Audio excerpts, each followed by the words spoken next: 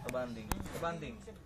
Sa banding yun, Hindi sa banding. Kapag napaliwanag mo sa kanya na mas maganda, lalo mo sasabihin mo sa kanya kapag ikaw nakapagpamilya ka na. Si Founder nga eh, ilang beses sinasabihan yun. Sinisisa nga lagi ni Founder yun eh. Ikaw, alam mo ba yung nakakarta niya sa balikat mo? Yan ha. Ginagawa siya ni Founder. Alam mo ba yung tawag doon na seminar doon sa ano? Ang dami kayong patama nung hindi ko na sabihin. Sa organisasyon naman, wala naman talagang perfect. Tinamaan ako doon eh. Maraming patama. Oo nga, tinamaan ako doon. Wala eh, dito na.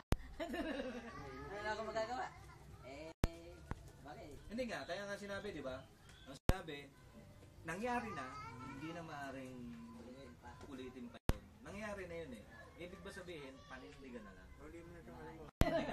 Panindigan na lang. Okay lang, okay lang.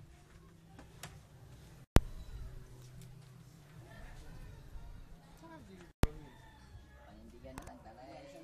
May pasok. Bawal sa kanila cellphone sa trabaho. Sa linggo kasi siya mag-ano. Bawal sa kanila, hindi siya. Makakapag-text lang yan pag break. Kahit sa amin, iniiwan namin cellphone sa locker. Pag break time lang namin nakakapitan. Bawal yan eh. Bawal sa kumpanya. Hindi, ano? Pintura. Yung pag malaking kumpanya, bawal na lang. May static yan eh. Airgun ba gamit? Makakarating kasi ano? Ghost powder, powder coating, parang Hindi. Saan sa Inisek? Yung, Spray gun. Punta raw. Sabi ko nga, kung makakarating ka, punta ka.